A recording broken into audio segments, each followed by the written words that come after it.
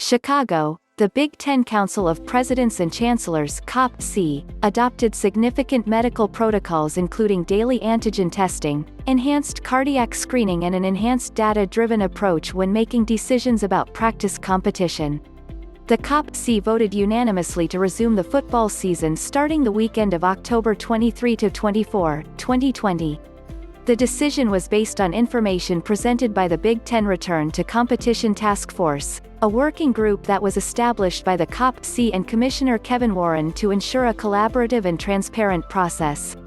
The Big Ten will require student athletes, coaches, trainers and other individuals that are on the field for all practices and games to undergo daily antigen testing. Test results must be completed and recorded prior to each practice or game. Student athletes who test positive for the coronavirus through point-of-contact (POC) daily testing would require a polymerase chain reaction (PCR) test to confirm the result of the POC test.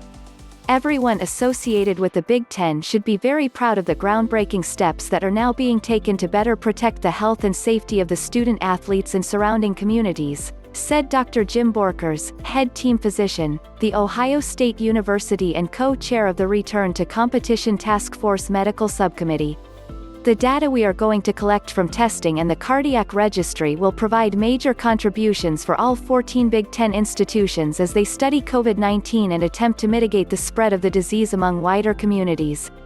Each institution will designate a Chief Infection Officer (CInO), who will oversee the collection and reporting of data for the Big Ten Conference.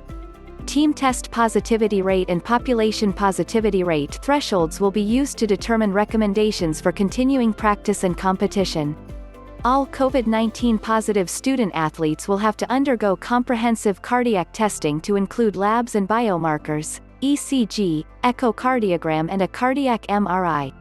Following cardiac evaluation, student athletes must receive clearance from a cardiologist designated by the university for the primary purpose of cardiac clearance for COVID-19 positive student athletes.